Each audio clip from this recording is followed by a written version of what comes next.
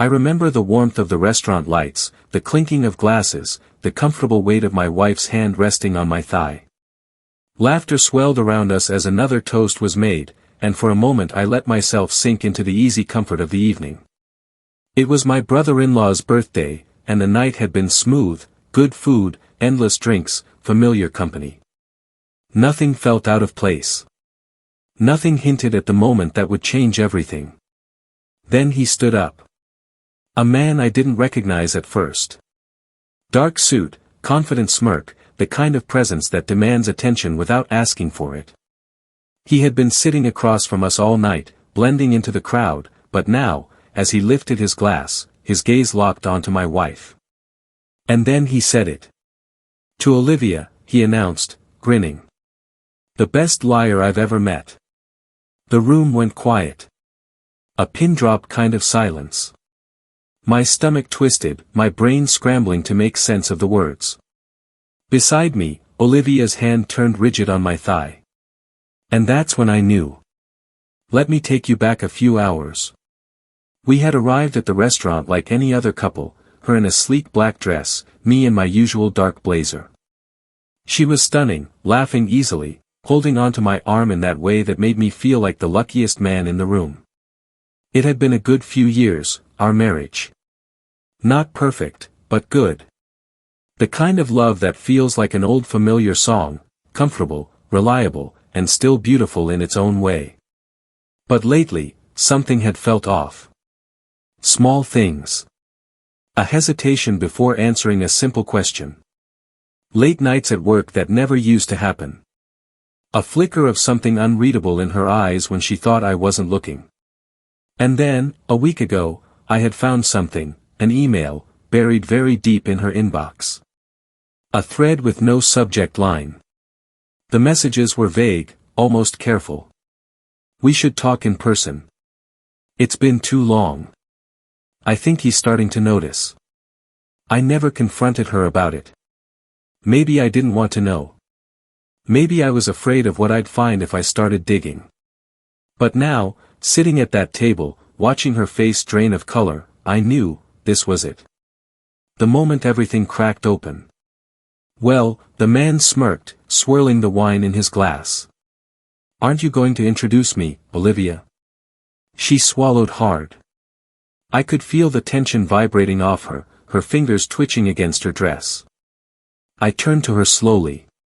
Liv, I said, my voice quieter than I expected. Who is he? She didn't answer right away. Instead, she did something worse. She looked down, like a guilty child, like someone caught in the act. The air around us thickened. People were shifting uncomfortably, eyes darting between us. And then he laughed. A low, knowing chuckle. Oh, she hasn't told you, has she?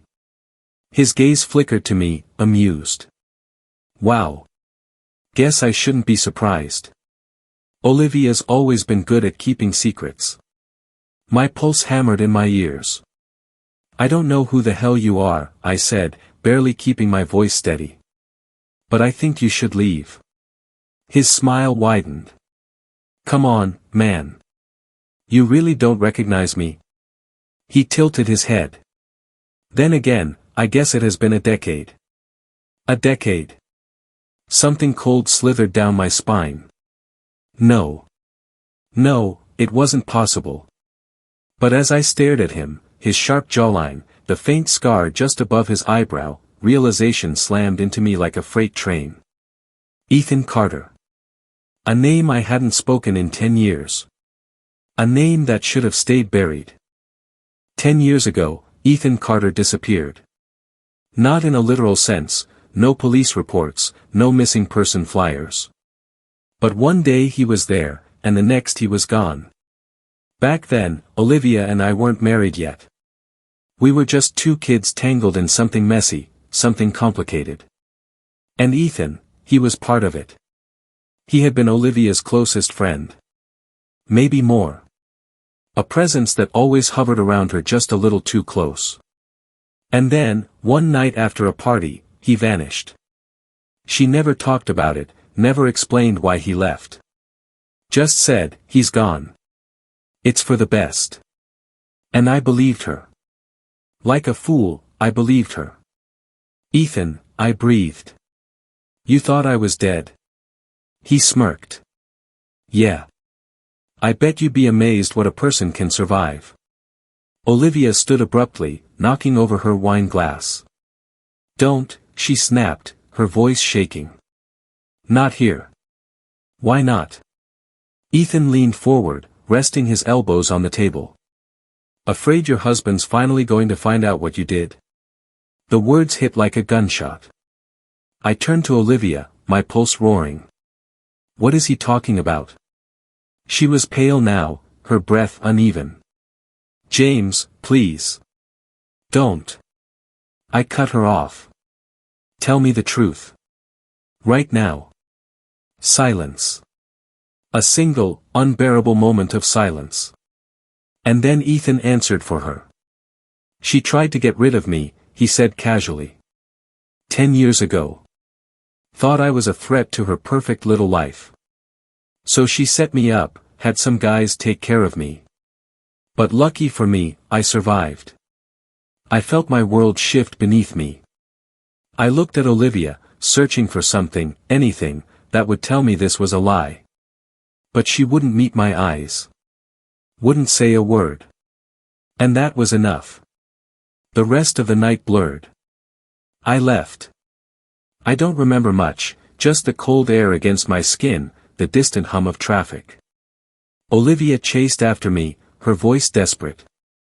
James, it's not what you think. Not what I think. I turned, my voice raw. You tried to have someone killed, Olivia. And you lied to me about it for 10 years. Tears welled in her eyes. I did it for us. For you. Ethan wasn't who you thought he was. He was dangerous. I don't care, I cut her off. I don't care what he did. I care that you lied. That you're capable of something like this. She reached for me, but I stepped back. And in that moment, I knew, this was the end. Not just of the night. Of us. In the weeks that followed, Olivia tried to fix things. Apologies, explanations, desperate attempts to rewrite history. But some things can't be undone. Some truths, once spoken, can't be swallowed back. So I made my choice. I walked away. And as I signed the divorce papers, I realized something, maybe I never really knew her at all.